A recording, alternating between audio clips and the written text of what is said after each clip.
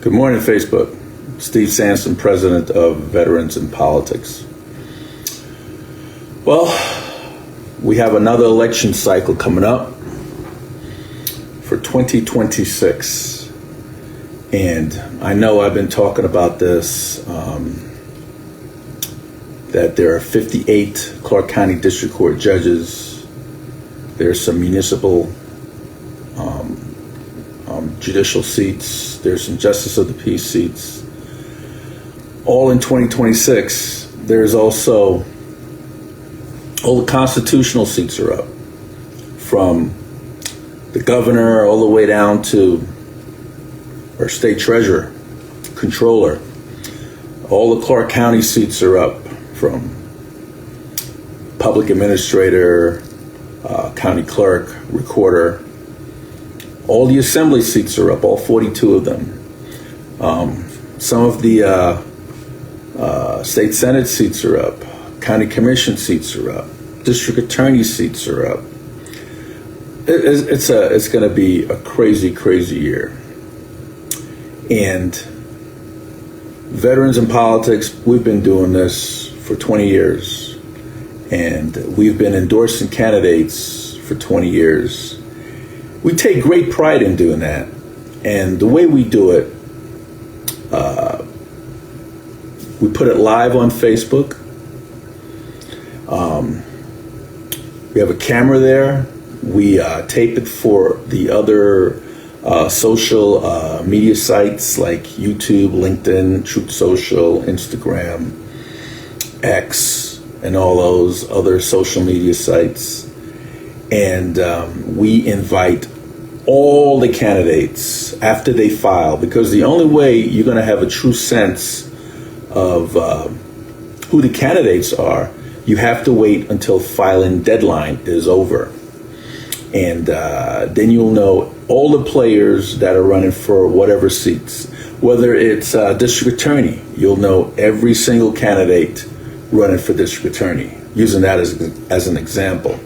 So it's very important to make sure that all the candidates have filed and the deadline to file is over. That means the candidates that have filed is stuck in that seat. They have to campaign, or their name is on the ballot, regardless if they don't campaign or not. And Veterans in Politics takes great pride in doing that, because we look for the best candidate for that particular seat. Like I said earlier, we invite everybody. Doesn't matter if you're a Democrat, it doesn't matter if you're a Republican, Independent American, Libertarian, don't have a party affiliation. It doesn't matter. It doesn't matter if we believe that you could win or we believe you can't win, or you have a great name ID, or you're just somebody that just came in from California. It doesn't matter. It doesn't matter if you have a large bank account or you don't have a pot to piss in. It doesn't matter. It doesn't matter if you're liked by many or you're hated by a lot. It doesn't matter. We invite all the candidates for whatever seat you're running for to show up before a panel at the same exact time. We don't do electronic, we don't do blue jeans, we don't do any type of video. You can't have a proxy come and sit in for you. It has to be the candidate in the flesh, show up in person. Because look here, we take our time to show up to interview you. At least you could have the common decency to show up to be interviewed by our panel.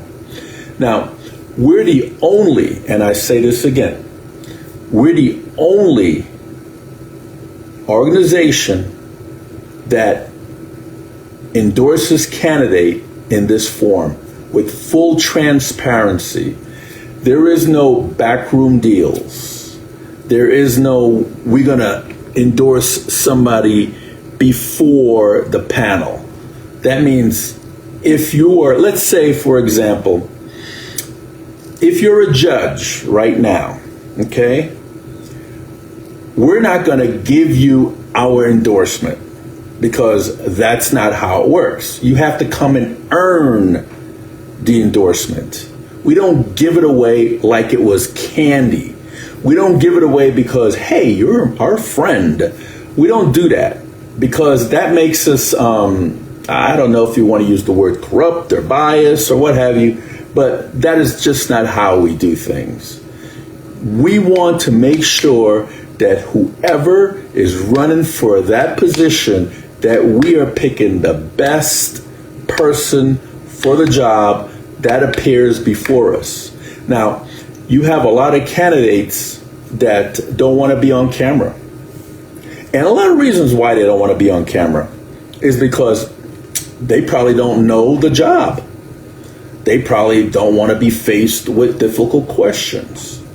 That's probably the reason. Or they want to know the questions ahead of time. And we don't tell candidates what the questions are ahead of time. The only way you know what the questions are, you have to appear before the panel. None of the panel members share their questions between each other, so nobody would know what each other's question is, because we want to make sure that we get the right person for the job that can answer the questions. We don't do any questionnaires because anybody could fill those out. Your campaign manager could fill them out. Your mama could fill them out. Your spouse could fill them out. You know, you probably have Chat GPT filling them out or AI filling them out. Who knows? We want to make sure that you appear before the panel and you answer the questions directly from panel members. Now, I have noticed that over the years that there are some groups out there that are PACs or one-man group and placing endorsements as if they are an organization that is endorsing this candidate and the public has to rally around them because they endorse this particular candidate. I would like each and every one of you, when you look at this list of endorsements that are from different organizations or what have you, look up those organizations. Make sure they're not a one-man organization, okay? Because there's a lot of one-man organizations out there that are not organizations. They're just one person. So you have to be very careful. You know, if I'm going to endorse somebody, okay, and I'm going to endorse with my name personally, I'm not going to hide behind an organization and endorse somebody. That's not how we do it, okay? When veterans in politics endorse someone, that means that person has showed up before panel members and the panel members agreed to endorse. Last election cycle, we had joint veterans endorsements with the Armed Forces Chamber and the Nevada Veterans Association and the Democratic Veteran and Military Families Caucus. So it was a combined effort that we did it, and we endorsed as a veteran organizations uniting together to endorse a particular candidate. Be careful of these one-man endorsements out there that hide behind a name like and call themselves a veterans group when it's not even a group. It's just one person that's endorsing. Be very careful. There's another thing I want you to be careful about, folks, is these pre-endorsements that are going on. Particularly now, you have candidates that are being endorsed. How could candidates be endorsed now? It's when the election is not until next year in 2026.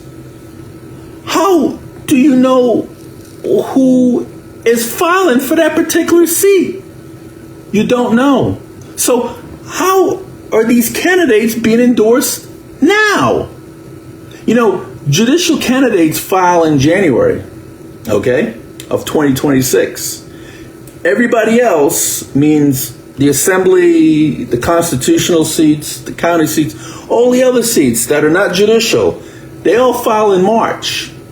Okay, city council as well. They all file in March. So you got to ask yourself, how in the world could we trust these endorsements if you don't even know who all the candidates are going to be? You know, people that want to endorse a particular candidate today should just use their name. You know, like Steve Sanson, Bob Bears, Jim Jonas, Stephanie Phillips. Just use their name instead of hiding behind some type of name for an organization that you think is an organization when it's just one person. One person. That's not an organization. I don't consider that to be a real endorsement, by the way. I mean, how could you if it's just one person? And how could you really take these endorsements seriously if you don't know who all the players are in the game? Okay? The ballots are not even open. So filing deadline is not even here. But there's a lot of candidates today is being endorsed by so-called organizations when they haven't even filed for political office. So the purpose of this particular podcast, if you will, is to educate you and have you open up your minds and say, hey, when you go on these candidates' websites and you see these endorsements, do your due diligence. Look them up. Look them up. It's easy to find. And if you don't see them on the Secretary of State website, it's not an organization. It's a made-up name, hiding behind probably one person, and it's not a real organization. And you got to check these Secretary of State filing. Sometimes their filing might be expired. And if they're expired, they're not a real organization as well, because you have to have your charter in line and up to date. So please be careful. If you see candidates are being endorsed right now, pay attention to that. Go look it up. And let me tell you something. If you can't find anything, that means they're not a real organization. And if you want some more information, call me, 702-283-8088. Because let me tell you something. We want the best candidates. And the only way you're going to know who the best candidates are, you have to wait till all the candidates file for political office and filing deadline is over. That's the only way you're going to know who all the players are before you could trust anyone being endorsed. I just want to make that clear, because we believe in total transparency with veterans in politics. That's why we have lasted since 1993 is when Veterans in Politics was created. I didn't start until 2004, and I took over in 2005 with these endorsements. And we're the only organization in the state of Nevada that has this type of full transparency when it comes to our endorsements. No other organization or one-man clan could say that, because they don't do it. A lot of these organizations do backroom deal endorsements, okay? A lot of these organizations and many unions out there would just endorse the incumbent. That means if you're already sitting in a particular seat, you're going to be automatically endorsed, giving the challenger no room to maneuver. Be careful of that. We look for the best candidate, and we have a lot of friends, and because we have so many friends, we don't pick and choose and endorse somebody because they are our friend. We only endorse people that we believe is the best candidate for a particular seat. I have gained And I have lost a lot of friends over the years. And they probably weren't even my friends to begin with. They were just somebody that wanted the endorsement, so they befriended me. So be careful. True people, true friends are not somebody that only comes around when they want something. They're there for you all the time. So if I lost them, they weren't worth having in the first place. So I just want folks to be careful of these endorsements and how they are, and look them up. And I know a lot of these organizations out there. So if you want my personal take on these organizations, call me and I'll give it to you straight. I won't BS you. This is Steve Sanson, president of Veterans in Politics International, and may you pick the right person when you go to the ballot box. Thank you very much.